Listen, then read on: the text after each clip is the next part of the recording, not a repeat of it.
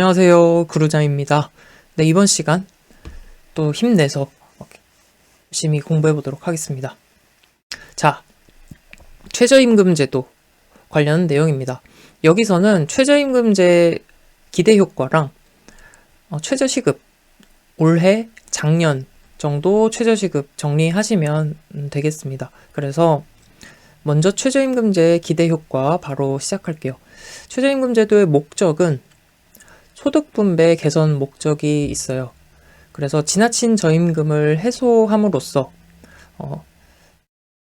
이제 산업별, 직종별, 지역별 임금 격차를 개선하도록 하는 목적이 있고요. 계층별 소득분배 개선의 목적도 있습니다. 다음, 기업 간 공정 경쟁을 유도하기 위한 것인데요. 지나친 저임금에 기초해서 가격 경쟁, 기업들이 이런 가격 경쟁을 지양하도록 하고, 그래서 이렇게 임금을 깎는 방식의 비용 절감 대신에 공정하게 경쟁을 유도할 수 있도록 하는 목적이 있습니다. 다음, 산업구조의 고도화도 비슷한 맥락이에요. 그래서 인건비를 삭감하는 방식 대신에 생산 방법을 개선한다거나 경영 합리화 노력을 하라는 것입니다. 이런 노력들을 통해서 부가가치 생산성이 높은 산업 부문으로 노동력을 이동하도록 하는 것. 노동력의 질적 향상 목적도 있습니다. 최저임금제를 통해서 노동자 생활의 전반적인 개선이 이루어지고, 그러면 노동자들이 자녀 교육에 투자하는 것이 증가하게 되죠. 그러면 미래의 노동력의 질적 향상으로 이어지고 생산력 증대로 이어지게 된다. 산업평화 유지 목적, 그래서 노동쟁의를 방지할 수 있도록 산업평화 유지 목적이 있고요. 경기 활성화에 기여한다. 최저임금 제도를 통해서 생계비, 기본적인 소득이 보장되는 거니까 이로 인해서 유효 수요가 창출되는 효과가 있습니다. 마지막으로 복지국가의 실현 목적이 있다. 그래서 최저임금 제도 기대 효과 목적이었고요. 근데 여기서 이제 오답지로 자주 출제되는 게 이제 두 가지가 있습니다. 최저임금 제도의 목적, 기대 효과라고 하면 이제 고용 확대랑 실업 해소가 있어요. 고용 확대랑 실업 해소. 이제 최저임금제는 임금의 최저선을 지정해 주는 거잖아요. 강제로. 그렇기 때문에 고용을 늘리는 거나 실업을 해소하는 것과는 관련이 없다. 이렇게 정리를 해두시기 바랍니다. 네, 고용 확대, 실업 해소. 다음 이제 최저임금입니다. 최저임금은 2022년은 참고로 정리를 그냥 읽어보시면 되고요. 9,160원이었고 이제 2023년 최저시급은 9,620원이었어요. 그리고 올해 최저시급 얼마일까요? 네, 9,860원입니다. 2.5% 상승해서 9,860원이다. 네, 이렇게 정리하시고 문제 먼저 풀어보신 다음에 같이 정리해보면 좋겠습니다. 네, 1번부터 같이 보겠습니다. 최저임금 관련된 설명으로 틀린 것은? 네, 2019년 최저임금은 전년 대비 10.9% 인상한 8,350원입니다. 이거는 그냥 그렇구나 하고 넘어가셔도 됩니다. 네, 이전 문제라서요.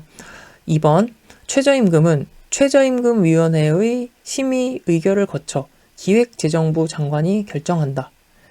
기획재정부 장관이 아니고요. 고용노동부 장관이 결정하는 것이죠. 네, 그래서 최저임금위원회의 심의 의결, 고용노동부 장관이 결정. 2번이 틀린 내용이에요. 3번, 임금의 최저 수준을 정하고 사용자에게 이 수준 이상의 임금을 지급하도록 법으로 강제한다.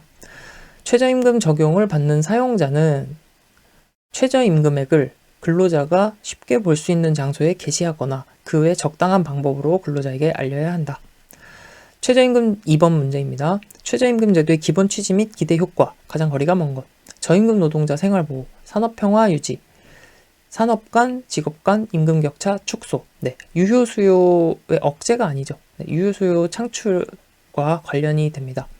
3번, 최저임금제 기대 효과 아닌 것은? 소득 분배 개선, 기업 간 공정 경쟁을 유도하고 고용 확대는 관련이 없죠. 최저임금이니까 임금을 못 낮추게 하는 거니까. 4번으로 갑니다. 최저임금제 도입의 직접적인 목적, 거리가 먼 것. 네, 고용 확대랑은 관련이 없고요. 구매력 증대, 네, 해당이 되죠. 유효 수요 확대, 유효 수요 창출이랑 관련이 되는 내용입니다. 5번, 기대 효과, 거리가 먼 것은 실업의 해소, 네, 관련이 없다고 했고요. 6번, 최저임금제 실시에 따른 효과로 볼 수 있는 것은 최저임금 실시에 따른 효과를 찾는 겁니다. 네, 기업 간 공정경쟁 확보 가능성.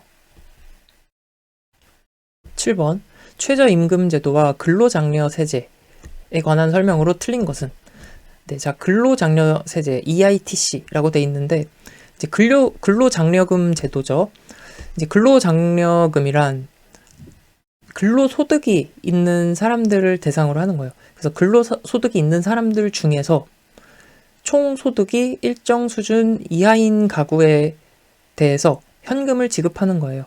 네, 저소득 근로계층을 수혜 대상으로 네, 현금을 지급하는 것, 근로장려 세제입니다. 그래서 이제 근로활동을 하고 있는 저소득층에게 세금을 좀 부담을 낮춰주고 근로활동을 장려하려는 이제 목적이다. 그래서 이 내용으로 틀린 것은 1번은 우선 맞는 내용이고요.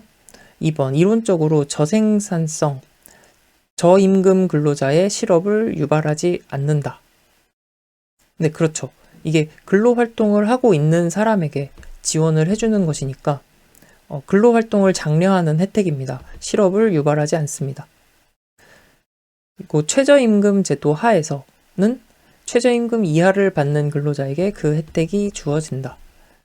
네, 그래서 최저임금 이하를 받고 있는 근로자에 대해서 이러한 세제 혜택을 줌으로써 생활을 유지할 수 있도록 도와주는 기능. 다음, 공통적으로 최저임금제와 근로장려세제, 공통적으로 사중 손실 발생으로 총 경제 후생을 축소시킨다. 네, 이 내용은 이제 뭐 정확하게 이제 해석을 할 필요는 없는데요.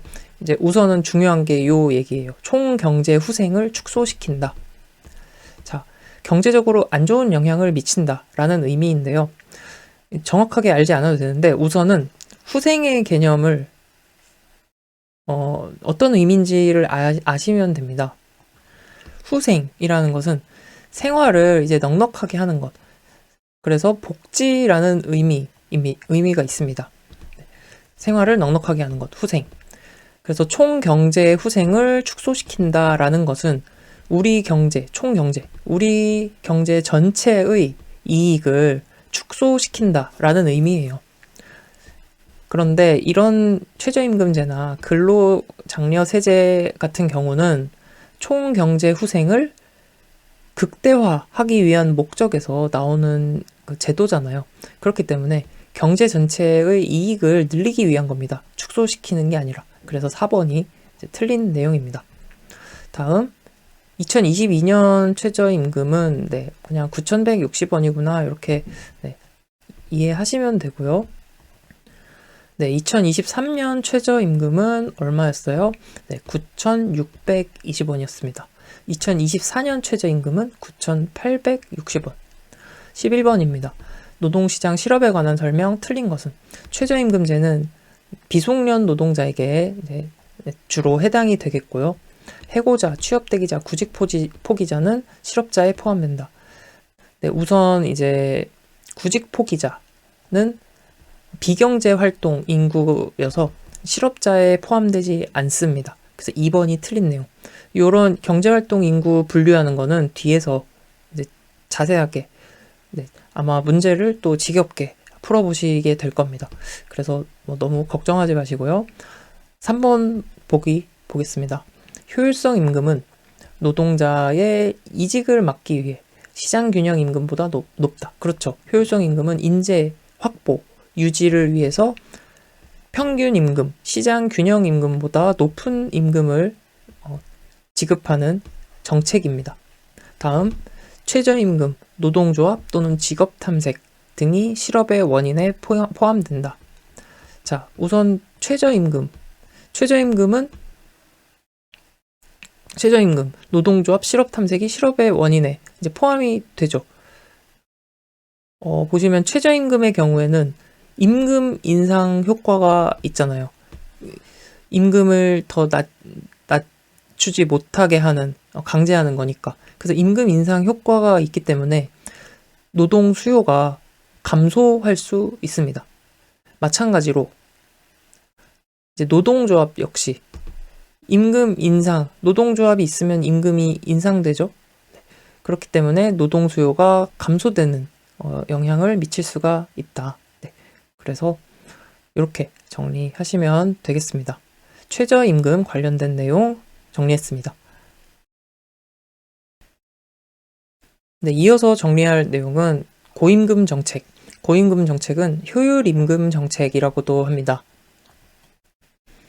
네, 근로자의 생산성을 높이기 위해, 네, 이게 중요합니다. 강조하고 싶어요.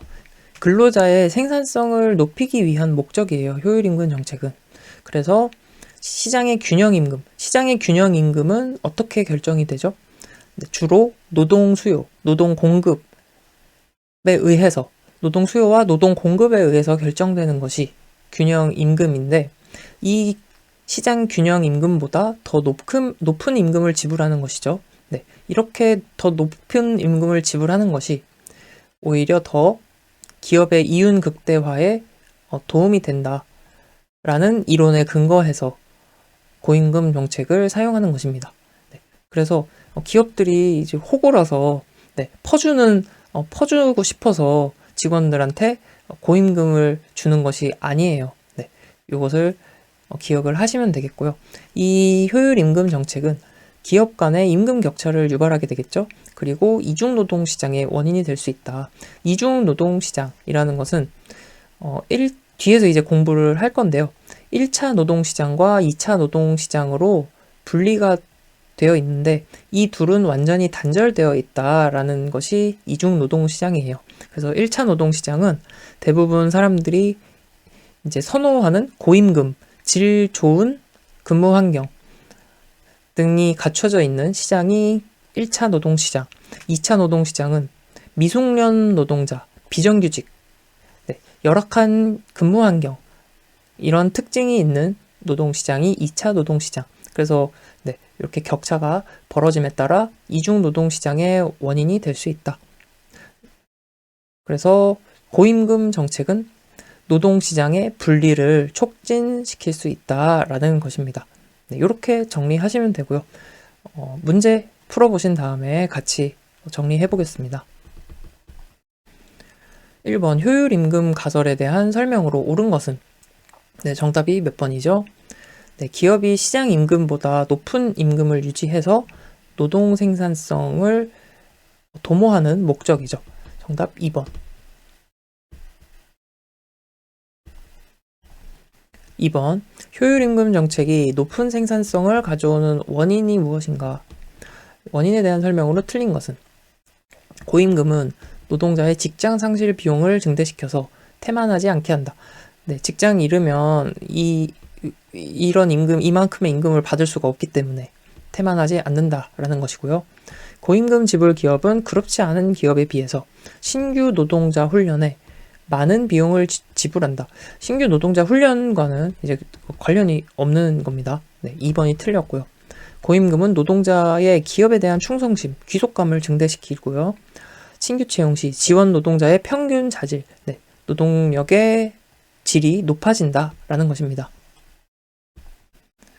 효율임금 이론에서 고임금이 고생산성을 가져오는 원인에 대한 설명, 틀린 것은, 네, 같이 정리해 보겠습니다. 고임금은 직장 상실 비용을 증대, 네, 방금 봤던 내용이고요.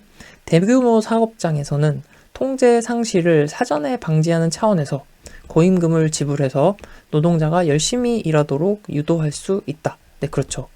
그리고 고임금은 노동자의 사직을 감소시켜서 신규 노동자의 채용 및 훈련 비용을 감소시킨다. 네, 그렇습니다. 균형임금을 지불하여 경제 전반적으로 동일 노동, 동일 임금, 이게 아니죠. 네, 4번이 틀린 내용. 여성이 특정 직종에 집중되면서 여성 노동 시장의 경쟁이 격화됨으로써 여성의 임금 수준이 저하되는 현상은, 네, 요거는 문제로 정리를 해주세요.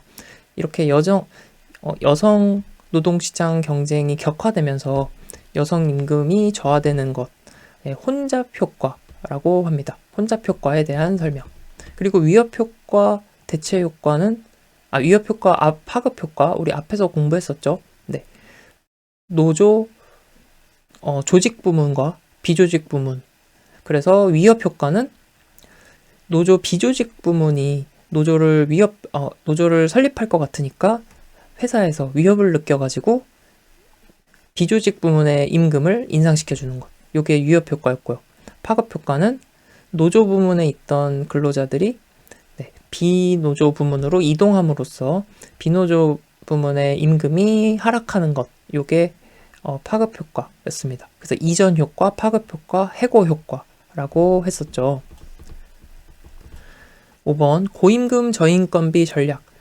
가장 거리가 먼 것은 개별 임금은 많이 주고 전체 인건비는 낮추는 전략입니다. 네. 고생산성이 뒷받침되어야 한다. 네. 그래서 사람은 좀 적게 채용을 하더라도 직원은 적게 두더라도 이제 개별 임금은 높게 주는 거예요. 그러니까 생산성이 높아야겠죠. 1인당 생산성이. 그래서 인력의 정회화가 필요하고요. 그래서 인건비 절약을 가장 중시하는 전략은 아닙니다. 이렇게 해서 효율임금 정책 관련 내용이었고요.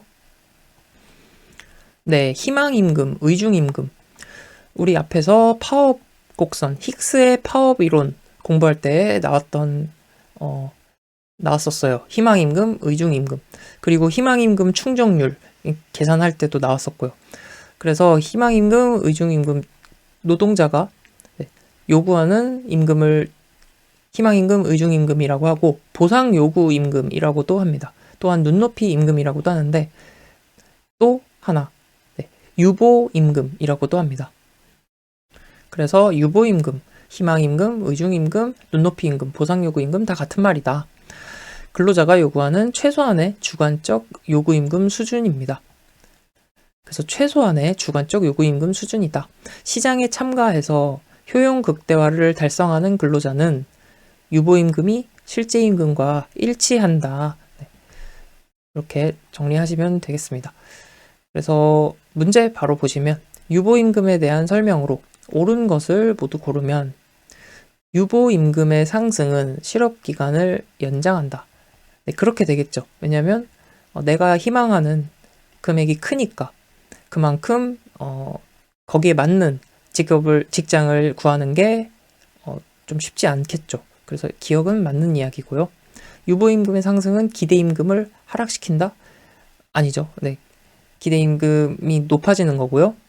유보임금은 기업이 근로자에게 제시하는 게 아니고 근로자가 기업에 제시하는 최소한의 주관적 임금 수준이다 라고 했고요. 유보임금은 근로자가 받고자 하는 최저의 임금이다 라고 했어요. 그래서 기억, 리을, 정답 2번. 2번, 노동자가 최저한의 주관적 요구임금 수준 뭐였어요? 의중임금, 요구임금, 희망임금, 의중임금, 희망임금, 유보임금이었습니다. 네. 이번에 정리할 내용은 임금 결정 이론입니다. 임금 결정 이론은 임금이 어떻게 결정되는지에 대해서 설명하는 이론이에요. 그래서 여기에 이제 3가지가 나와 있습니다. 임금 생존비설이 있고 노동가치설, 임금 기금설 이렇게 3가지 임금 결정 방식에 대한 이론이 나와 있습니다. 임금이 어떻게 결정되는지 그 과정을 설명해 주는 건데요. 자, 각각의 이론에 대해서 한 줄로 요약을 해보겠습니다. 임금 생존비설. 임금은 결국에 생존비 수준으로 결정이 된다. 결국 생존비 수준으로 임금이 결정된다라는 것이 임금 생존비설. 노동가치설은 임금이 생존비 이하로 낮아질 수 있다라는 거예요. 임금이 생존비 이하로 낮아질 수 있다. 다음, 임금 기금설. 임금 수준이 생존의 최저 수준에 머물러 있지 않다라는 것입니다. 임금 수준이 생존의 최저 수준에 머물러 있지 않다라는 것이 임금 기금설. 그래서 하나씩 정리를 해볼게요. 자, 먼저 임금 생존비설입니다. 임금 생존비설은 임금에 대한 철칙이다라고 해서 임금 철칙설이라고도 합니다. 임금 생존비설은 이제 애덤 스미스, 보이지 않는 손이죠. 네, 애덤 스미스랑 리카르도 그리고 멜더스의 이론입니다. 애덤 스미스, 리카르도, 멜더스인데요. 이제 여기서 이제 멜더스의 인구론과 좀 관련이 있는 내용이에요. 자, 이게 임금 생존비설은 17세기 중상주의를 배경으로 하는데요. 17세기 중상주의 배경입니다. 이제 중상주의라는 것은 상업을 중시하는 시대죠. 그래서 이 중상주의자들이 주장한 것은 국가가 부를 극대화하기 위해서는 임금을 최소화해야 한다라고 주장했어요. 그래서 이렇게 임금을 최소화해야 한다라는 이 주장의 맥락에서 나온 것이 임금 생존비설입니다. 노동자의 임금은 궁극적으로 최저 생존비에 일치하게 된다라는 것이죠. 그래서 이 임금 결정이론, 임금 생존비설은 멜더스의 인구론을 기초로 했어요. 멜더스의 인구론과 관련이 있다. 요거는 좀 기억을 해두시면 좋겠습니다. 그래서 멜더스의 인구론을 기초로 했는데 인구론에서 얘기하는 게 이거예요.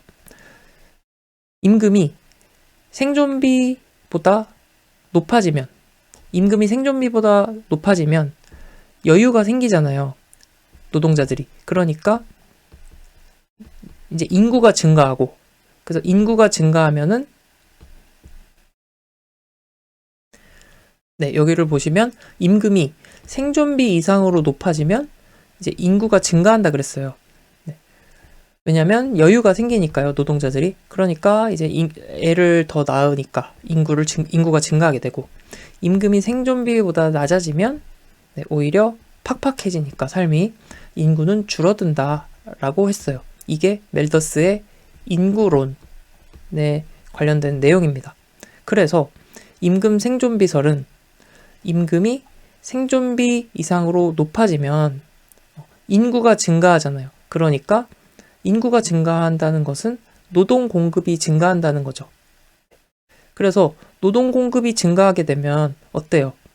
임금이 내려가게 되겠죠. 다시.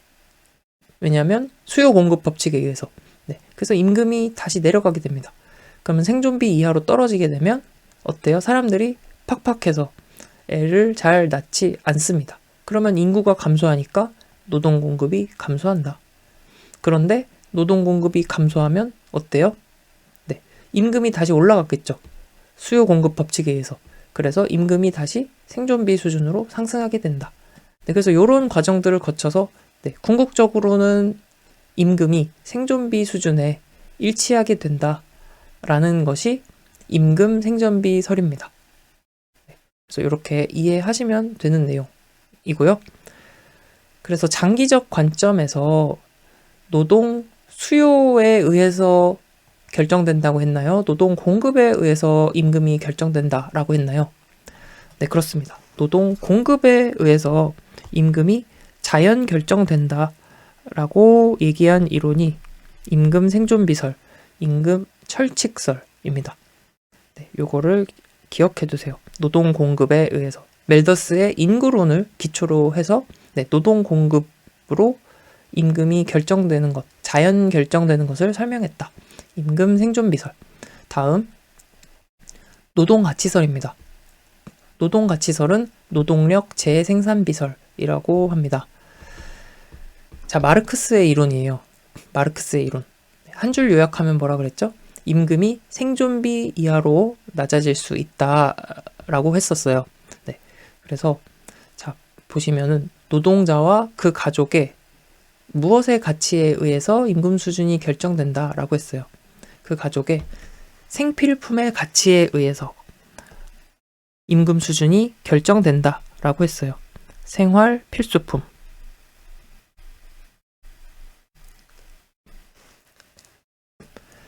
생필품의 가치에 의해서 임금 수준이 결정된다. 노동가치설. 자, 마르크스는 그러니까 생필품이라는 것은 이 노동력을 재생산하는데 필요한 생활 수단이에요. 그쵸? 다시 생필품이라는 것은 노동력을 재생산하는데 필요한 생활 수단이다. 그래서 노동가치설은 노동력 재생산비설이라고도 합니다. 네.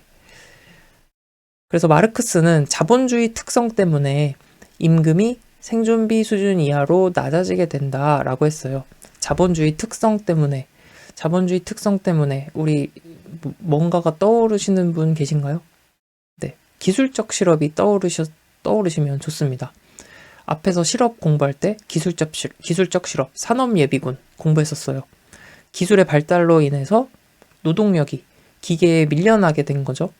네, 마찬가지로 기술의 발달로 인해서 자본주의의 특성이 말하는 게 그거잖아요.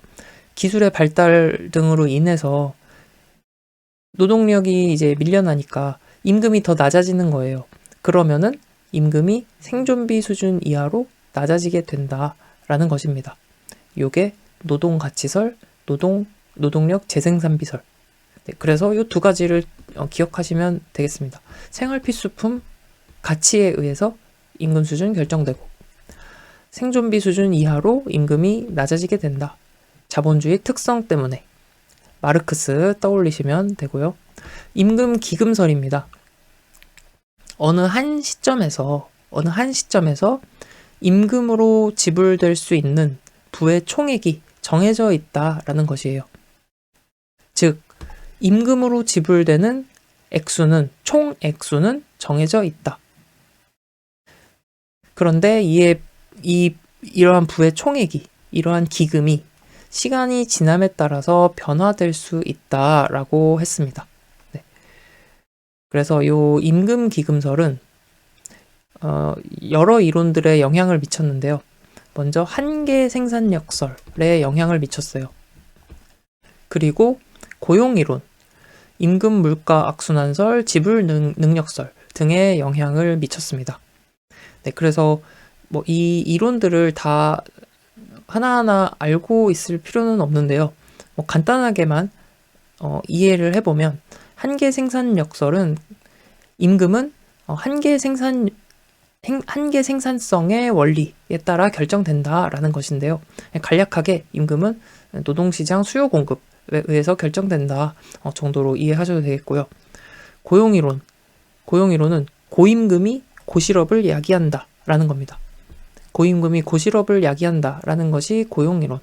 네, 이 정도는 이해하고 계시면 좋습니다. 그리고 임금 물가 악순환설. 네, 요거는 이것도 간단하게만 보면 임금 인상을 위해서 쟁의 행위를 하잖아요. 노조 등에서 쟁의 행위를 하는데 이런 임금 인상을 위한 투쟁, 이게 물가 상승으로 이어지고 물가 상승은 다시 임금의 상승을 초래하고 또 임금 인상은 물가 상승으로 이어지고 이렇게 악순환된다는 게 임금 물가 악순환설. 다음 지불 능력설. 임금은 기업의 지불 능력에 따라 달라진다. 네, 요게 지불 능력에 의존한다. 요게 지불 능력설. 네, 그래서 임금 기금설은 요 이론들에 영향을 미쳤다. 네, 요 정도 정리하시면 되겠습니다. 다시 한번 정리해 보면 임금 결정 이론에는 임금 생존비설, 노동가치설, 임금 기금설이 있는데 임금 생존비설은 중상주의 배경이라고 했어요. 17세기 중상주의 배경. 임금은 이제 임금을 최대한 낮추는 것에 초점을 뒀죠. 네. 그래서 이 시기에는 임금을 최소화해야 한다라고 이제 주장하던 게 중상주의자들. 그래서 이제 임금은 최저 생활비, 생존비에 일치하게 된다. 궁극적으로는. 네. 이렇게 주장한 것이 임금 생존비설입니다. 멜더스의 인구론을 이제 기초로 했다라는 것이고요. 네. 그리고 노동가치설, 마르크스 떠올리시면 되고요. 그래서 마르크스 자본주의 특성 때문에 노동력의 임금이 굉장히 낮아져서 최저 생활비보다 낮아지게 될 수 있다라는 것이고요. 임금 기금설은 부의 총액, 임금으로 지급할 수 있는 총액은 정해져 있다. 그리고 이 기금은 시간이 지남에 따라 변화할 수 있다. 그래서 한계 생산력설, 고용이론 등등의 영향을 미쳤다. 이렇게 정리했습니다. 네, 여러분들 스스로 한번 복습을 간단하게 해보시고요. 문제까지 풀어보시면 되겠습니다. 네, 1번부터 같이 보겠습니다.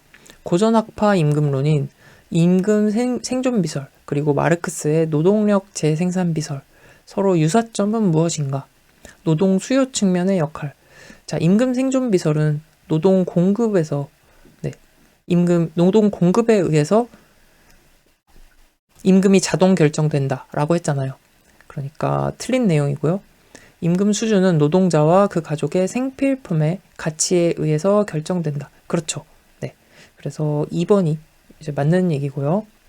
멜터스의 인구 법칙은 임금 생존 비설에 관한 얘기고, 임금의 상대적 저하 경향, 자본에 의한 노동 착취, 이거는 마르크스죠. 노동력 재생산 비설. 다음 2번.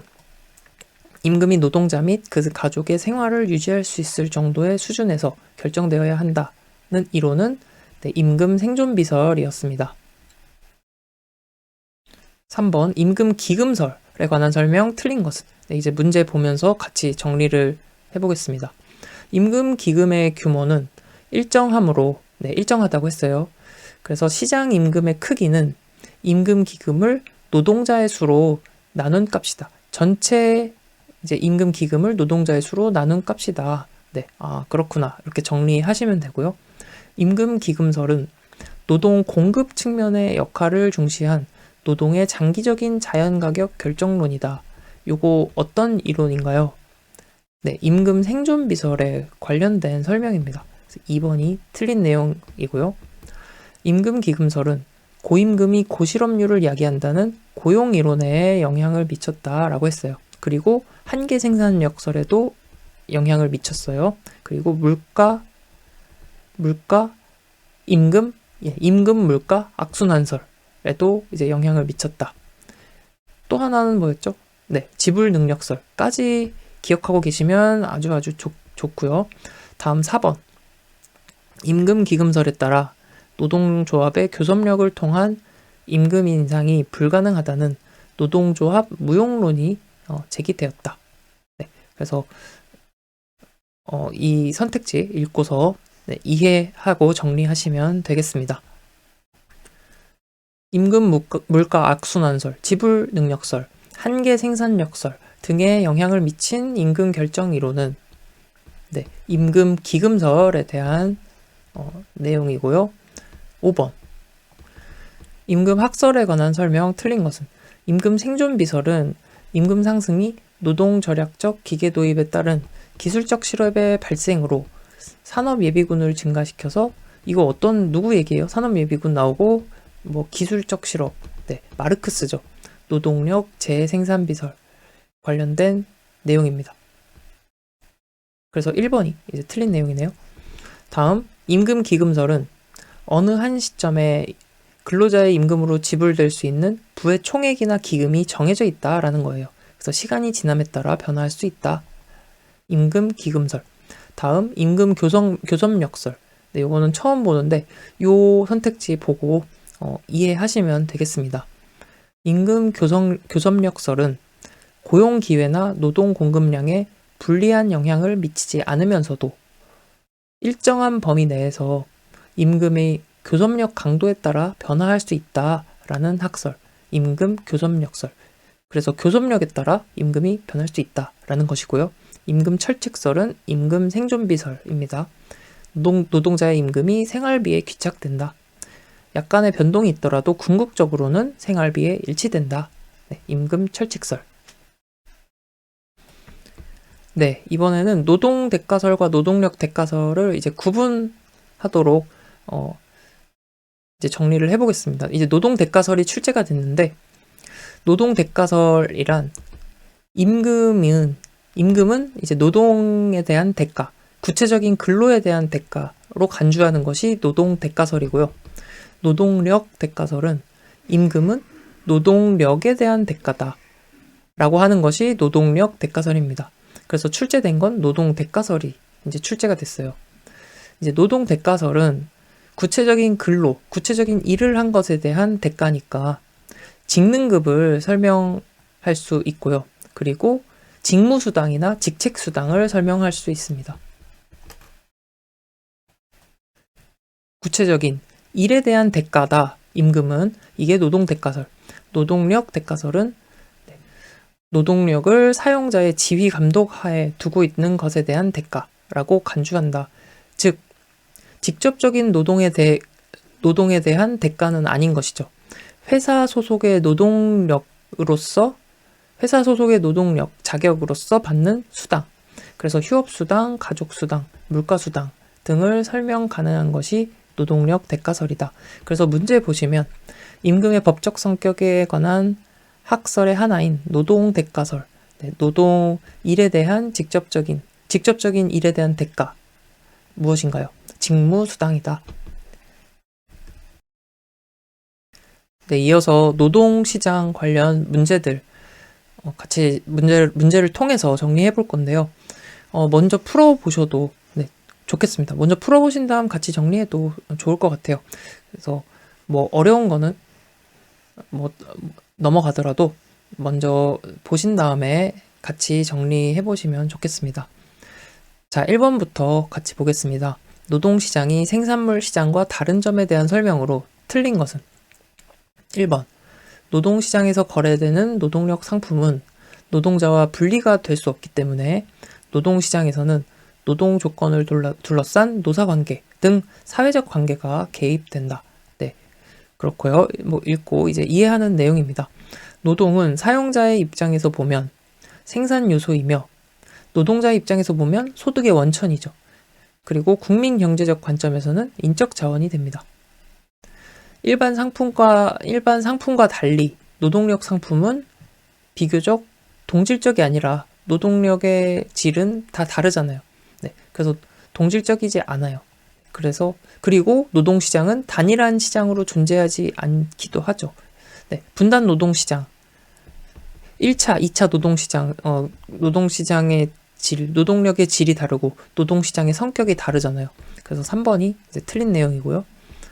노동력은 인적 자원이기 때문에 화폐 소득 이외의 사용되는 장소, 일의 성격 등에 의하여 노동 공급이 영향을 받습니다. 노동시장 유연성에 관한 설명 틀린 것은 노동시장 유연성이란 일반적으로 외부 환경 변화에 인적 자원이 신속하고 효율적으로 재배분되는 노동시장의 능력을 지칭한다. 네, 그렇습니다. 이렇게 이해하시면 되고요. 외부적 수량적 유연성이란 해고를 좀 더 자유롭게 하고 다양한 형태의 파트타임직을 확장시키는 것을 포함한다. 네, 그러니까 요 수량적 유연성이라고 하면은 노동력을 이렇게 유연하게 유연하게 이제 할 수 있는 것을 수량적 유연성이라고 하는데, 외부적 수량적 유연성이라고 하면 그러니까 노동력이 들어오고 나가는 것, 조직 내부랑 외부 간의 흐름을 원활하게 유연하게 하는 것과 관련된다. 그래서 이제 해고를 좀 더 자유롭게 하거나 파트타임직을 확장시키는 것, 직원들 노동력을 이제 조직 내부 외부 왔다 갔다 하는 것, 흐름을 유연하게 할 수 있다 라는 것이 외부적 수량적 유연성 개념이고요. 그래서 이러한 외부적 수량적 유연성의 예로는 변형시간 근로제, 탄력적 근무시간제 등이 있다라고 했는데, 이 변형시간 근무제라든지 탄력 근무제는 외부적 수량적 유연성이 아니라 내부적 수량적 유연성의 예시입니다. 네. 조직 내부적 수량적 유연성, 그러니까 조직 내의 근무시간 유연하잖아요. 그래서 이거는 내부적 수량적 유연성이고요. 네. 외부적 수량적 유연성은 조직 내부와 외부 간의 이제 원활한 유연한 인력 이동 이런 것과 관련이 된다. 이렇게 이해를 하시면 되겠고요. 4번. 그래서 3번이 틀린 내용입니다. 기능적 유연성이란 생산 과정 변화에 대한 근로자의 적응력을 높이는 것. 네, 기능적 유연성은 근로자의 적응력을 높이는 것이다. 네, 이렇게 정리하고요. 3번으로 갑니다.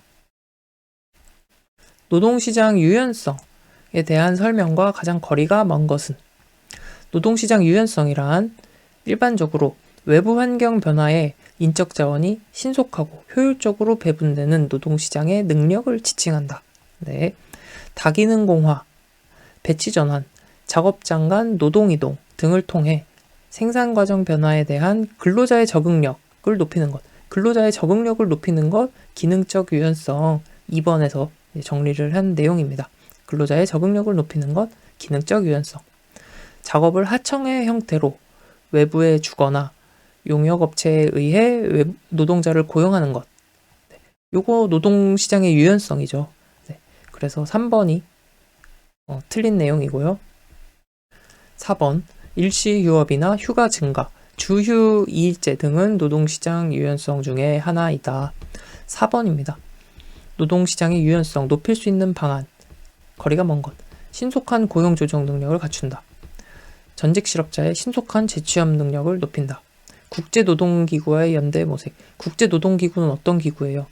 네, 근로자의 권익을 이제 보호하는 국제기구입니다. 근데 이거를 우리가 좀 단순하게 이분법적으로 좀 생각을 해볼게요. 문제 해결을 위해서. 노동시장의 유연성은 어느 노측, 근로자 측, 회사 측, 어느 측 입장에서 이제 더 유리한 건가요?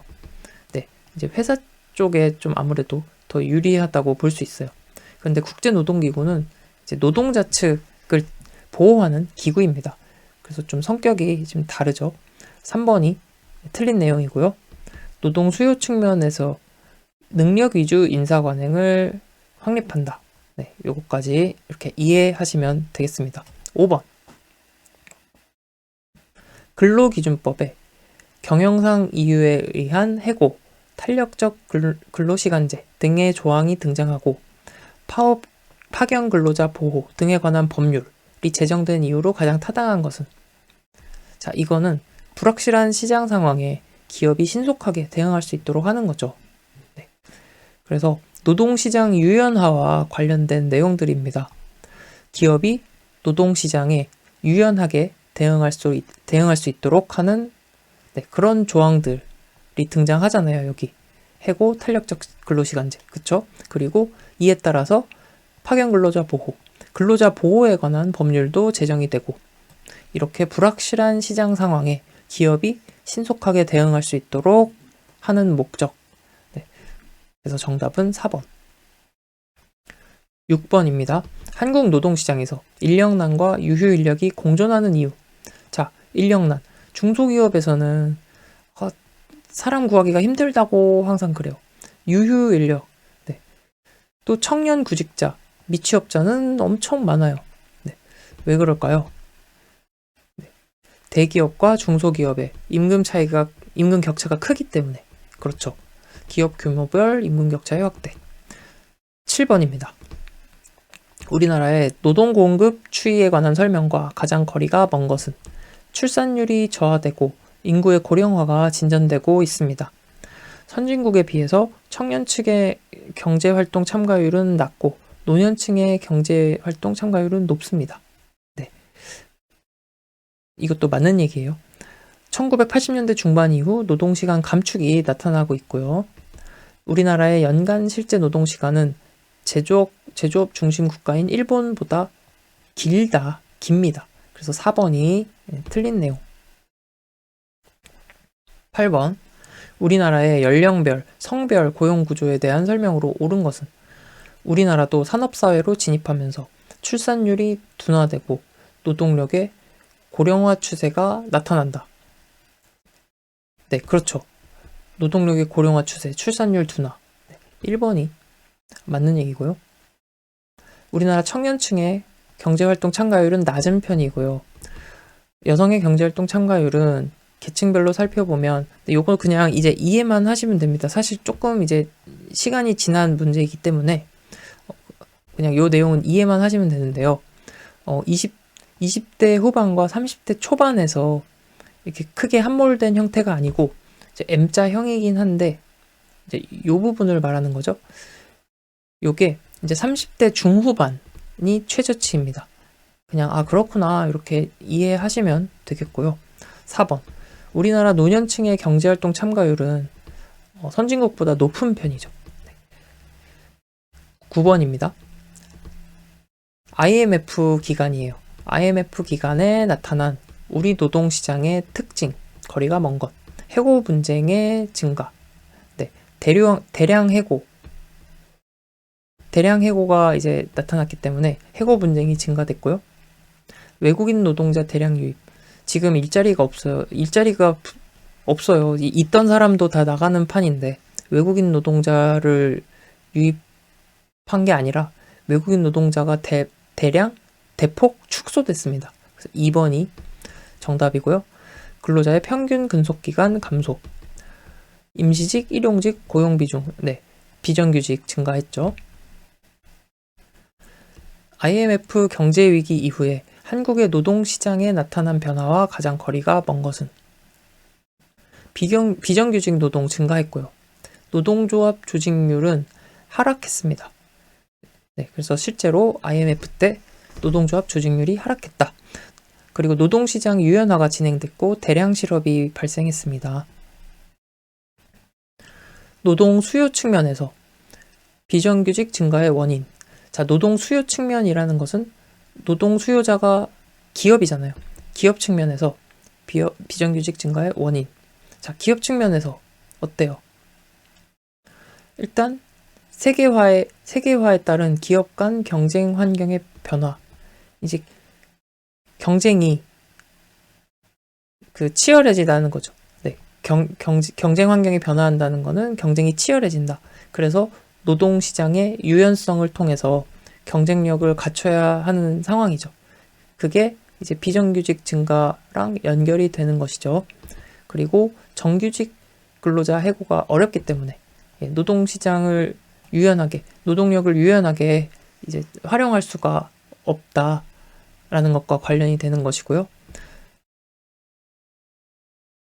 그다음 고학력 취업자의 증가, 요거랑은 이제 관련이 없죠. 오히려 고학력 취업자는 정규직이 더 많은 경향이 있습니다. 3번이 틀렸고요.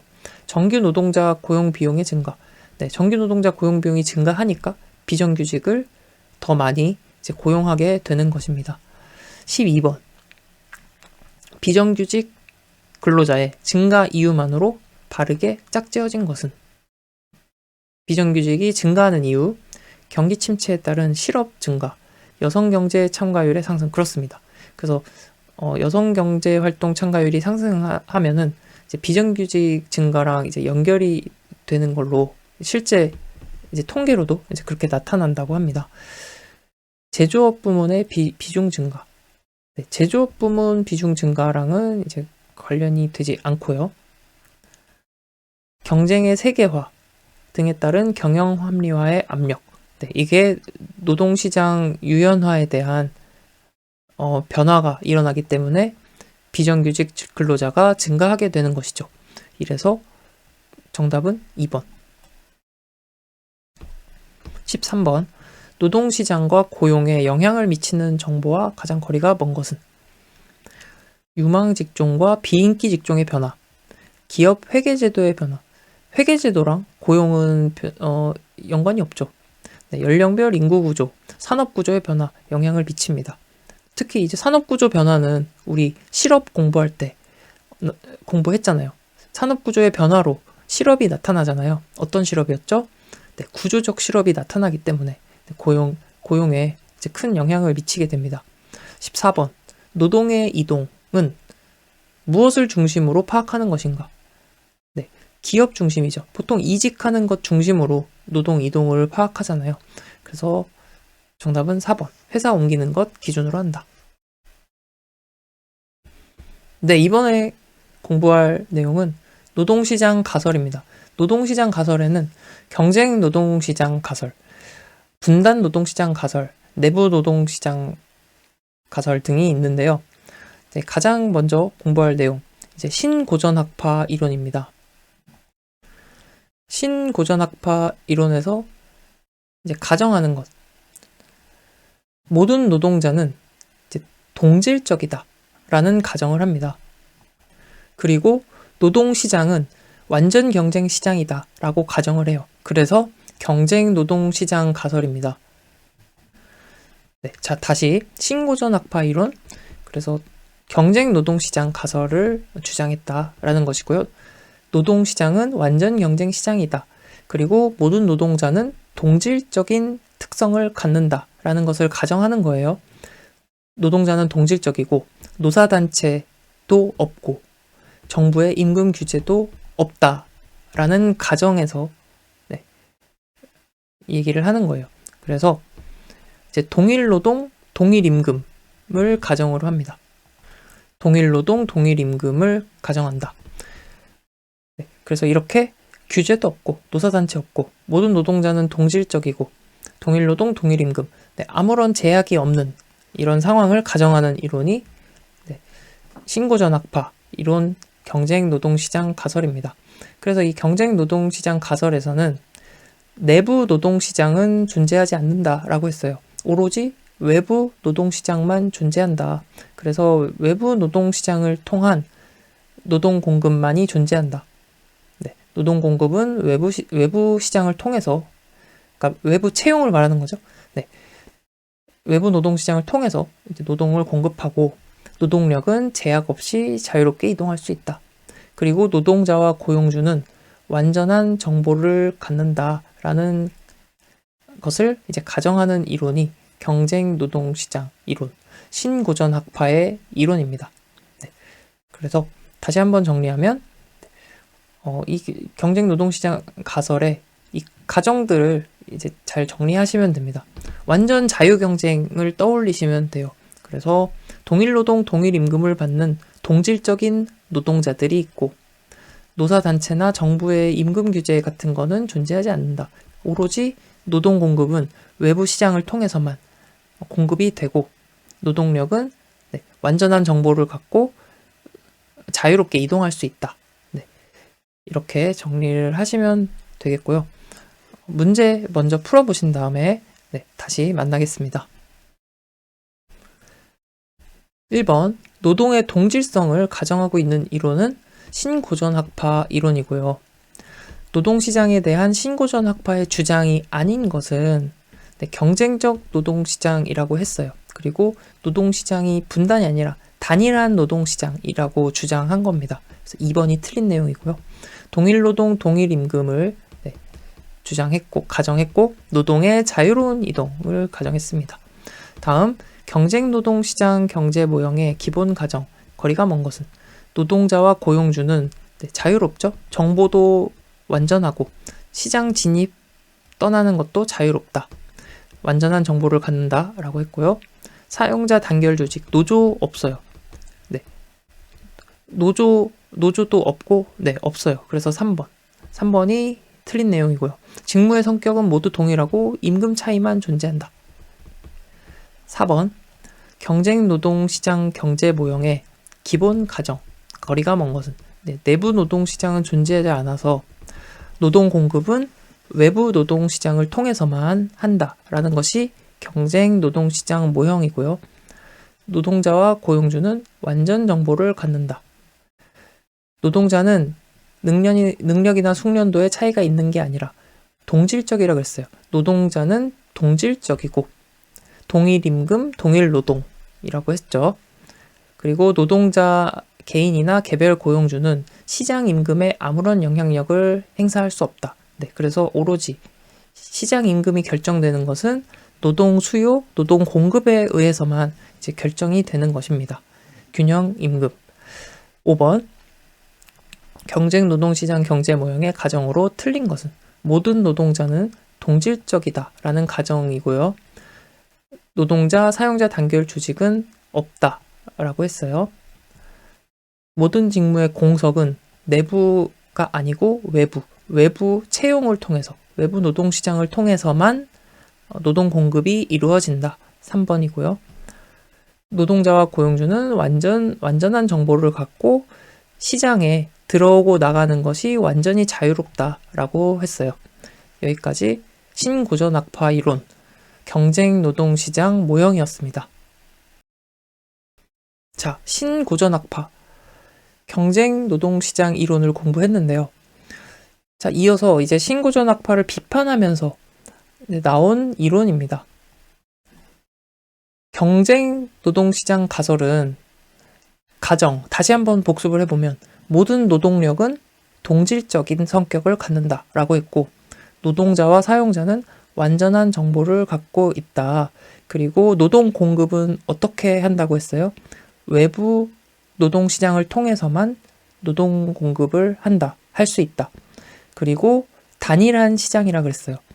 그래서 내부 노동시장은 존재하지 않는다라고 했고요. 그래서 임금 결정은 어때요? 동일한 환경, 동등한 환경에서 시장 수요, 시장 공급에 따라서 임금이 결정된다라고 한 것이 경쟁 노동시장 신고전학파였습니다. 그러면 경쟁 노동시장 가설에서 말하는 임금의 격차, 노동자 간 임금 격차는 어디서 오는 걸까요? 모든 게 이렇게 동등하고 자유롭고 완전한데 임금 격차 어디서 오는 거예요? 네, 개인적 특성에서 오는 것이라고 했습니다. 조금 거칠게 말하면 개인의 문제 때문에 임금 격차가 생기는 거다. 이렇게 얘기를 하는 게 경쟁 노동시장 가설이에요. 그런데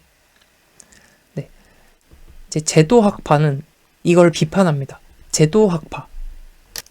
그래서 제도학파가 경쟁 노동시장 가설, 신고전학파를 비판하면서 주장한 이론이 분단 노동시장 이론입니다. 자, 분단 노동시장 출현 배경 보겠습니다. 빈곤 퇴치를 위한 정책적 노력이 실패했어요. 그리고 이제 빈부격차가 이제 많이 발생을 한 거예요. 그래서 빈부격차가 많이 발생했는데 이에 대한 정책적 노력이 이제 실패를 하게 된 거죠. 근데 이러한 빈부격차가 무엇 때문이라고 했어요? 개인적 특성 때문이라고 했어요. 신고전 학파에서는. 근데 이거를 이제 비판하고 나온 게 제도학파, 분단 노동시장 이론이죠.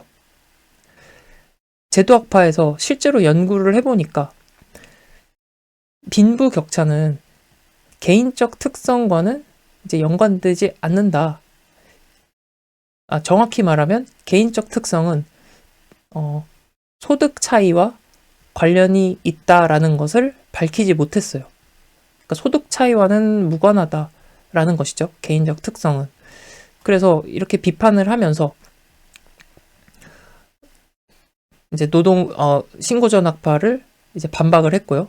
그리고 교육훈련, 노동자를 교육훈련하는 것에 대해서 이제 회의를 갖고 있었어요. 그리고 빈부격차에 따른 차별, 인간 소외, 이런 문제를 아주 심각한 문제로 여겼습니다. 제도학파. 그래서 이러한 배경에서 분단 노동시장 이론을 주장하게 된 거예요. 다시 한번 정리해보면 신고전학파 경쟁 노동시장 가설, 이 이론 하에서 이제 빈곤 퇴치를 위한 정책적 노력이 실패를 했고, 또 신고전학파가 주장하던 임금 격차는 개인적 특성에 의한 것이다 라는 내용이 실제 연구를 해보니까 개인적 특성은 소득 차이와 관련이 있다라는 것을 밝히지 못했어요. 네. 그래서 반박을 했고, 노동자를 교육훈련하는 것에 대한 효과에 대해 회의를 갖고 있었다. 그리고 차별 소외 문제가 심각한 문제로 대두되고 있었다. 이 배경에서 분단 노동시장이 출현을 하게 됩니다. 그래서 이제 분단 노동시장, 제도학파가 이렇게 얘기를 하는 거예요. 야, 신고전학파, 니네가 말하는 것처럼 노동시장은 단일한 시장이 아니야. 그리고 단일한 연속적 경쟁적 시장이 아니야. 라고 반박을 한 거예요. 노동시장은 다른 속성의 근로자로 구성이 되어 있어. 그리고 노동시장은 하나의 시장이 아니라 분단된 시장이야. 라고 반박을 한 겁니다. 그래서 이렇게 노동시장이 서로 분단이 돼 있다는 거예요. 그래서 이렇게 분단된 시장은 서로 단절이 되어 있어서 서로 이제 교류가 불가능하다. 네. 이렇게 주장을 한 것이 제도학파, 분단 노동시장 이론입니다. 그래서 이렇게 분단된 시장은 요 시장이랑 요 시장이랑 임금이나 근로조건에 있어서 차이가 현저하다라고 했어요. 네.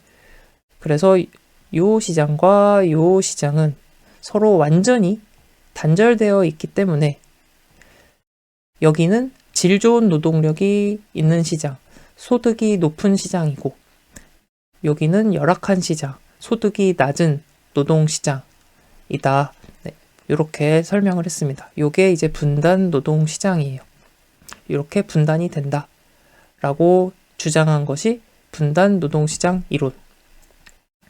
그리고 이러한 소득 불평등의 주 원인은 개인적 특성이 아니다라고 하면서 무엇이냐? 제도적 장애물이 소득 불평등의 주 원인이다. 그러니까 개인 책임을 돌리지 마. 개인 탓하지 마. 제도 때문이야. 이렇게 얘기하는 게 이제 분단 노동시장 이론이고, 그래서 제도학파라는 이름이 붙었습니다. 제도적 장애물이 소득 불평등의 주 원인이다. 그래서 제도적 장애물이라는 것은 시장 구조, 직무 구조, 계급 구조와 같은 것들이 이런 제도적 장애물이 빈부격차를 만드는 거야 라고 주장을 한 거예요. 그래서 분단 노동시장은 노동시장의 수요, 공급, 어디에 초점을 맞췄을까요? 예, 수요에 초점을 뒀어요. 노동시장의 수요자가 노동시장에 영향을 강하게 미친다 라고 했습니다. 노동시장의 수요자가 누구예요? 네, 기업입니다. 기업. 그래서 기업이 취업 가능한 일자리 수, 직무의 수, 이런 것들을 기업이 결정한다라고 주장했어요. 네, 그래서 이 맥락에서 제도학파는 내부 노동시장을 이야기합니다. 내부 노동시장은 이제 이어서 공부할 내용인데요. 노동시장의 기능이 기업 내부로 옮겨진 것이 내부 노동시장입니다. 외부와는 완전히 독립적인 단절된 노동시장이 기업 내에 형성되어 있는 것, 이게 내부 노동시장. 네, 이렇게 이해하시면 되고요. 그리고 또한 분단 노동시장은 정부가 노동시장 공급에 개입하는 것을 반대했어요. 그리고 이러한 지원에 대해서 부정적으로 봤습니다. 그래서 공공고용을 확대한다던가 임금 보조를 해주는 것에 대해서는 반대를 합니다. 그리고 차별 소외 문제가 심각한 배경이었잖아요. 네, 그래서 노동의 인간화를 주장했어요. 차별 대우를 하지 않는 노동의 인간화. 네, 이렇게 정리하면은 이제 분단 노동 시장의 내용이 이제 정리가 된 것입니다. 그래서 분단 노동 시장 이론 중에 대표적으로 이중 노동 시장이 있어요. 네, 이중 노동 시장이라고 하면 1차와 2차 노동 시장으로 구분합니다. 일단 이 둘은 서로 교류를 할 수 없고 완전히 분단되어 있습니다. 네, 앞에 이제 여기 분단 노동 시장 특성을 설명했잖아요. 이것과 이제 같은 내용이죠. 그래서 1차와 2차 시장은 서로 교류를 할 수 없고 완전히 분단되어 있다. 그런데 1차 노동 시장은 쉽게 말해서 사람들이 선호하는 시장이에요. 좋은 시장이죠. 숙련도 요구되는 직무로 구성된 노동시장, 승진관리제도가 확립되어 있고, 네, 고임금의 노동시장, 고용이 안정되어 있고, 근로조건이 양호한 이제 노동시장이 1차 노동시장이고, 2차 노동시장은 비숙련 직무 노동력으로 구성되어 있고, 승진관리제도 확립되어 있지 않아요. 저임금, 고용 불안정하고, 이직률 높고, 근로조건이 열악한 노동시장, 2차 노동시장. 네. 그래서 누가 봐도 좀 좋은 거, 좀 열악한 거, 이렇게 1차, 2차 노동시장이 있다라는 것이 이중 노동시장 이론입니다. 그러면 이렇게 정리가 됐는데요. 다시 한번 정리해 볼게요. 분단 노동시장은 제도학파가 신고전 학파를 비판하면서 주장한 이론입니다. 제도학파는 소득 불평등의 주 원인을 제도에서 찾았어요. 제도적 장애물. 그래서 직무구조, 시장구조, 계급구조 이런 제도적 장애물이 소득 불평등의 주 원인이야. 개인적 책임이 아니라. 그래서 이러한 차별 소외 문제, 정책적 노력이 실패하는 이런 배경에 대해서 비판을 하면서 나온 이론이었어요. 그래서 신고전학파의 주장을 하나씩 반박을 하게 되죠. 하나의 연속적 경쟁적 시장이 아니라 분단된 시장이고 서로 근로자는 동질적이지 않아 다른 속성을 가지고 있고 그리고 시장은 분단돼 있고 서로 교류하거나 이동하는 게 단절돼 있어. 그래서 서로 근무 환경도 다르고 근로 조건의 차이가 현저한 시장이야. 이렇게 주장을 한 거예요. 그래서 이런 것은 노동시장의 수요자, 기업에 의해서 이제 기업의 영향력이 이런 분단 노동시장을 좌우한다. 영향력을 많이 미치고 있다라고 주장을 한 거죠. 그리고 노동의 인간화를 강조했어요. 이 당시 차별 소외되는 배경으로 인해서 이 맥락에서 차별 대우를 하지 말아야 한다. 노동의 인간화를 주장했고 또 정부 개입, 노동 공급에 대해서 정부 개입을 부정적으로 바라보았다. 이렇게 정리하면은 분단 노동시장 이론 끝. 그래서 차근차근 다시 한번 이제 복기를 해보시면서 스토리를 정리해보시면 좋겠습니다. 그리고 문제까지 풀어보신 다음에 다시 만날게요. 1번부터 같이 보겠습니다. 분단 노동시장 가설의 출현 배경, 거리가 먼 것은 능력 분포와 소득 분포의 상이. 이 얘기가 그거죠. 개인의 능력이 소득과 연결되는 것을 찾지 못했다라는 것입니다. 교육 개선에 대한 빈곤 퇴치 실패. 그래서 교육 훈련에 대한 회의가 있었고 소수 인종에 대한 현실적 차별 소외 문제. 동질의 노동의 동일한 임금. 이거는 신고전 학파 경쟁시장 가설의 주장이죠. 2번. 다음 중 분단 노동시장 이론과 가장 거리가 먼 것은 빈곤 퇴치를 위한 정책적 노력이 쉽게 성공하지 못하고 있다. 이런 배경에서 출현한 거고요. 내부 노동시장과 외부 노동시장은 현격하게 다른 특성을 갖는다라고 했어요. 단일한 시장이 아니다라고 했고요. 근로자는 임금 중심으로 경쟁하는 것이 아니라 직무를 중심으로 경쟁하기도 한다. 네, 그렇습니다. 왜 그럴까요? 분단 노동시장 이론은 이제 완전히 분리되어 있죠. 그래서 1차와 2차 노동시장을 예로 들어보면 1차 노동시장과 2차 노동시장은 완전히 분리되어 있습니다. 그래서 1차 노동시장 내의 임금 수준은 어느 정도 비슷해요. 그러면 이 안에서는 직무를 가지고 경쟁을 할 수도 있습니다.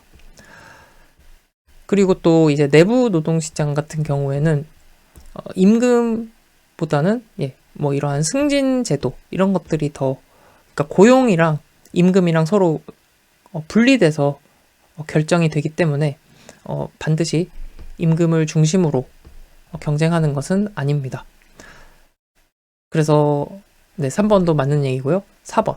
고학력 실업자가 증가하면 단순 노무직의 임금도 하락한다. 자, 분단 노동시장이라 그랬어요. 고학력자들의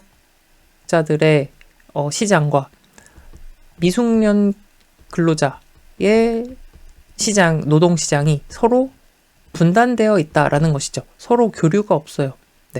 그래서 영향이 없습니다. 고학력 실업자가 아무리 많아도 단순 노무직의 임금에는 아무런 영향이 없다.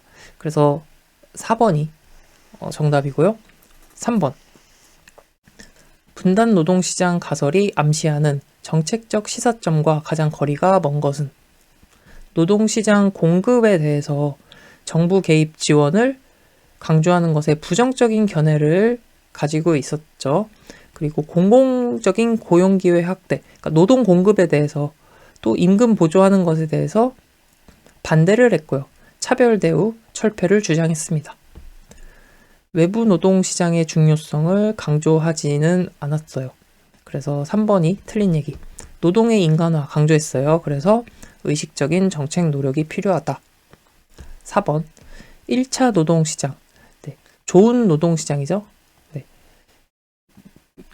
숙련도 높은 일자리. 특성과 가장 거리가 먼 것은 고용이 안정되어 있고 승진 기회가 평등하고 고임금에 질 좋은 일자리 많은 노동시장. 그런데 자유로운 직업 간 이동 보장, 요건 아니죠. 1차 노동시장 특성. 그래서 직업이 이제 안정되어 있고,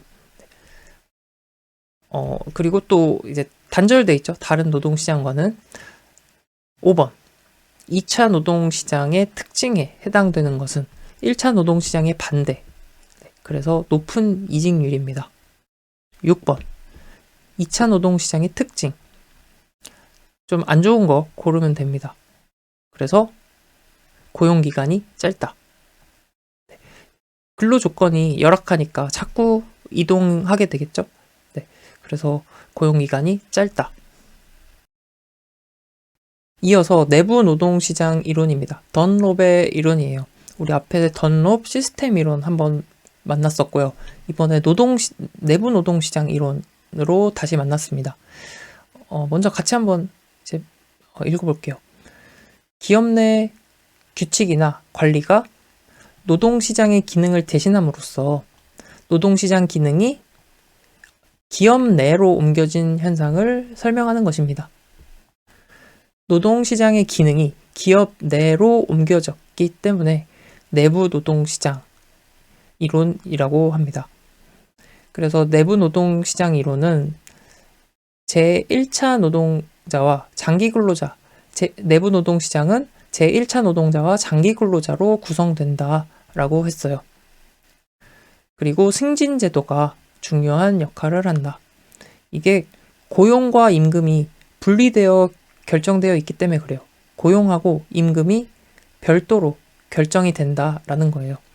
그래서 임금은 노동 통제, 협상력, 관습 등에 의해서 임금이 이제 결정이 된다. 내부 노동시장에서는 이렇게 이해를 하시면 되겠습니다. 그러다 보니까 외부 시장과의 임금 격차가 발생하게 되는 요인이 된다. 이런 것들이 이렇게 이해하시면 되고요. 그래서 승진 제도가 중요한 역할을 하게 된다. 외부 시장과의 외부 시장에서의 임금 결정 요인이랑 다르기 때문에 격차가 발생하게 되고요. 그래서 승진 제도가 중요한 역할을 하는 것. 조금 낮은 임금을 받더라도 이제 승진 제도 때문에 내부 노동 시장이 유지될 수 있다. 내부 노동 시장이 유지될 수 있는 요인이 된다. 라는 것입니다. 그래서 여기서 이제 한 가지 이제 정리를 해보면 내부 노동 시장에서는 단기적 생산성과 연관된다. O일까요? 단기적 생산성과가 아니라 단기적 생산성과 임금이 연관된다. O일까요? X일까요? X입니다. 네. 내부 노동 시장에서는 단기적 생산성과 임금이 연관된다. 틀린 내용입니다. 네. 그래서 요거까지 이렇게 정리를 해주시면 됩니다. 왜냐하면 임금이 결정되는 요인이 외부 노동 시장과는 조금 다르잖아요. 네. 노동 통제, 협상력, 관습 등에 의해서 임금이 결정되는 부분이 있기 때문에 단기적 생산성과 임금이 연관되는 것이 아니다. 이렇게 정리하시면 되고요. 다시 돌아와서 내부 노동시장은 외부 노동시장과 엄격히 구분이 됩니다. 네, 완전히 분리돼 있어요. 외부 노동시장, 내부 노동시장. 그래서 딱 요 경우에만 외부 노동시장과 연결이 돼요. 신규 채용하는 경우 혹은 복직, 능력 있는 자를 초빙할 때만 외부 노동시장과 연결되는 특징을 갖습니다. 네. 그리고 앞에서 간단히 봤듯이 제1차 노동자, 정규직이랑 장기 근로자로 구성되는 것이 내부 노동시장이다. 네. 그래서 오래 근속하는 근로자들이죠. 네. 오래 근속하는 근로자들로 구성이 되어 있다. 그럼 넘어가서 이제 내부 노동시장의 형성 요인입니다. 요거는 좀 빈번하게 출제가 되는 편이에요. 그래서 요 내용 이제 잘 정리를 하시면 됩니다. 내부 노동시장을 형성하는 요인, 먼저 숙련 기능의 특수성, 그리고 현장 훈련, 기업 내의 관습, 장기 근속 가능성이 있습니다. 먼저 숙련 기능의 특수성인데요. 내부 노동력에 의해 축적되는 기업의 고유한 숙련, 그 기업에서만 숙련할 수 있는 기능이 있습니다. 이게 숙련 기능의 특수성. 그래서 이러한 그 기업 고유의 숙련 기능이 내부 노동 시장을 형성하게 한다. 그리고 현장 훈련도 비슷한 맥락입니다. 현장 담당자의 노하우 같은 것은 그 기업에서만 존재하는 부분이잖아요. 그렇기 때문에 현장 훈련, 내부 노동 시장을 형성하는 요인이고요. 기업 내 관습, 위계적 직무 서열, 고용의 안정성에서 비롯된 것입니다. 그 기업만이 가지고 있는 관습이 내부 노동 시장을 형성하게 됩니다. 그리고 장기 근속 가능성이 있는데요. 장기 근속과 기업 규모. 규모가 큰 기업에서는 조직 내 업무 분담과 함께 이것을 관리할 필요가 있어요. 그래서 관리 조직이 이제 형성이 됩니다. 그래서 장기 근속과 기업 규모 역시 내부 노동 시장을 형성하는 요인이 된다. 그래서 숙련 기능 특수성, 현장 훈련, 기업 내 관습, 장기 근속 가능성 이렇게 정리하시면 되겠고요. 오답지로 자주 출제되는 것. 임금 수준. 임금은 관련이 없다 그랬어요. 고용과 임금이 분리되어 결정되는 것이 내부 노동 시장이라고 했잖아요. 그러니까 임금 수준 절대 안 되죠. 네. 그리고 마찬가지 교육 수준, 산업 구조 변화. 네, 이런 것들. 산업 구조 변화 특히 내부 노동 시장은 이런 외부적 요인과는 무관하잖아요. 네. 이렇게 이해하시면 되겠습니다. 다시 한번 간단하게 정리해 볼게요. 던롭의 내부 노동시장 이론. 노동시장이 기업 내로 옮겨진 것을 설명하는 이론입니다. 그래서 주로 장기 근속 근로자들로 구성이 되어 있고 고용과 임금이 분리되어 결정이 되기 때문에 임금 결정에 있어서 좀 외부 노동시장과는 다른 요소들에 의해서 임금이 결정되죠. 그리고 승진제도가 중요한 역할을 합니다. 그리고 내부 노동시장은 당연히 외부 노동시장과 엄격히 구분이 돼 있다. 신규 채용이나 능력 있는 사람 초빙할 때에만 외부 노동시장과 연결된다. 그리고 중요한 거, 내부 노동시장 형성 요인 4가지가 있는데 숙련 기능의 특수성, 현장 훈련, 그리고 그 기업만의 관습, 장기 근속 가능성, 이런 것들이 있다. 이렇게 정리하시면 내부 노동 시장 이론 끝. 네.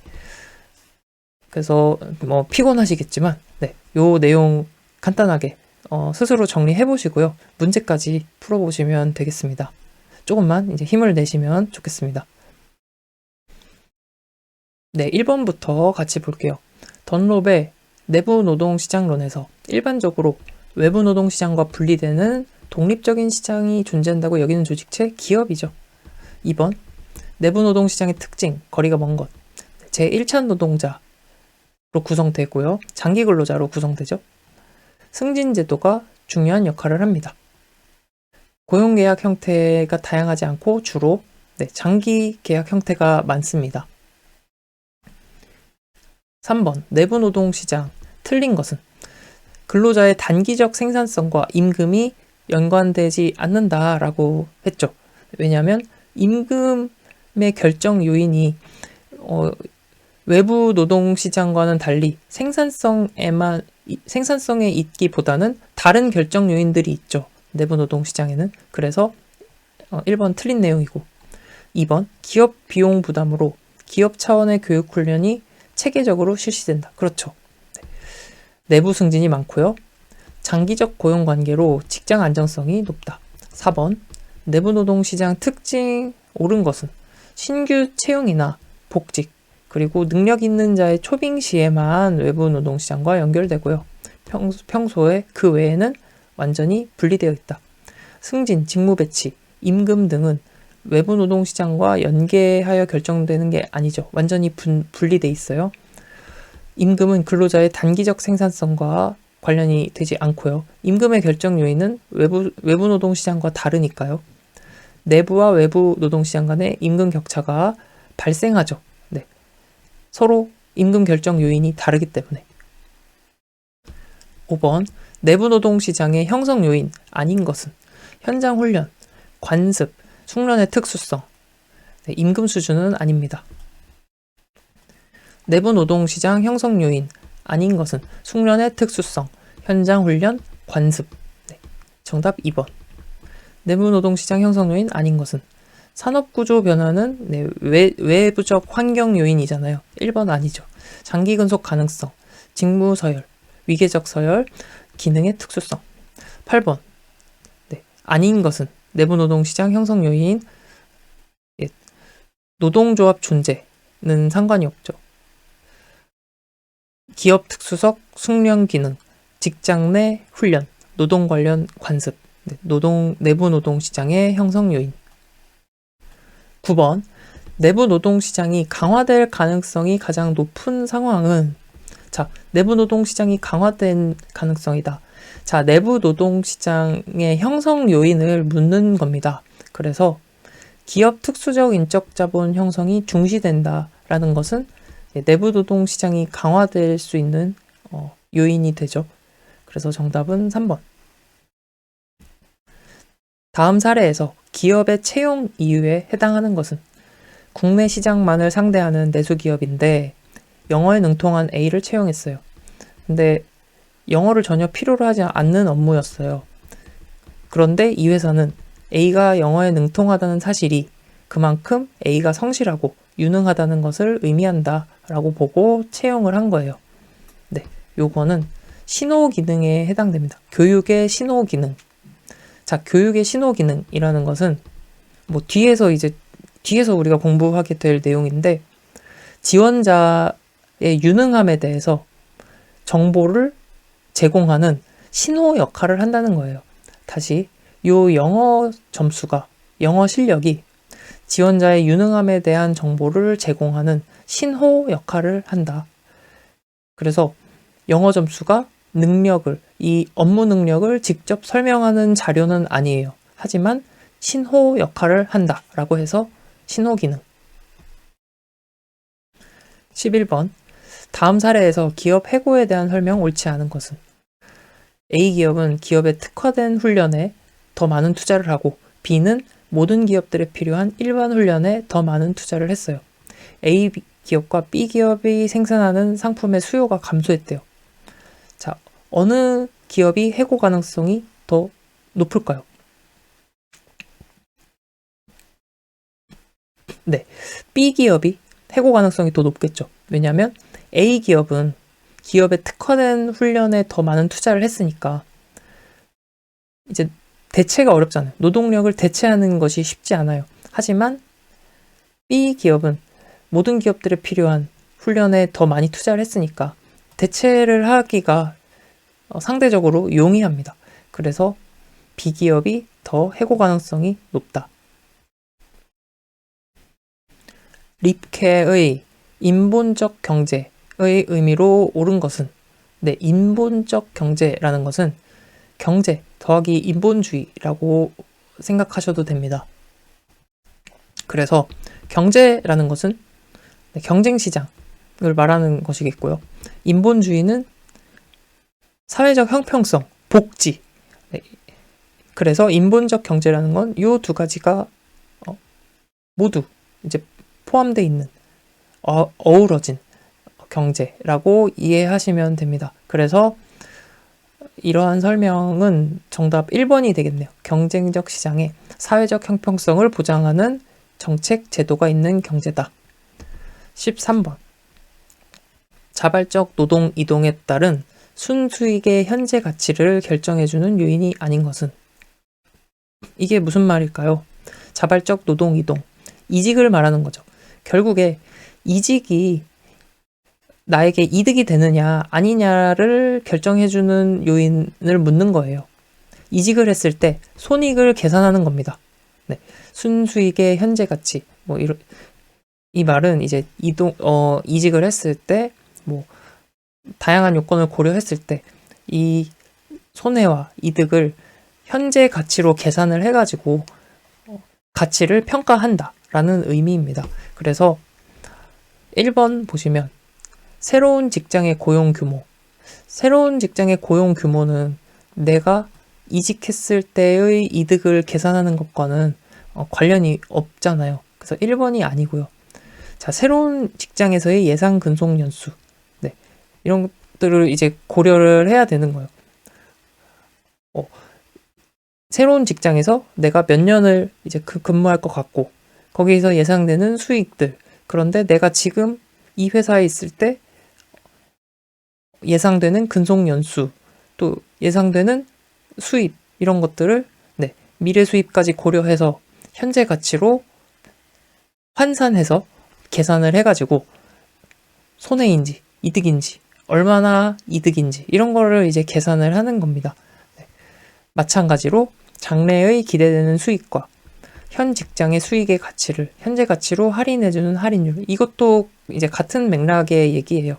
미래 수익을 현재 이제 가치로 변환을 해가지고 계산을 한다라는 거예요. 그래서 이렇게 할인율이라는 개념을 통해서 변환을 하는데, 이 할인율은 이제 낮을수록 좋습니다. 근데 어쨌든 이렇게 계산을 한다, 이렇게만 이해하시면 되겠고요. 노동 이동에 따른 심리적 비용도 이런 손익 계산에 고려를 해야겠죠. 네. 그래서 정답은 1번. 14번.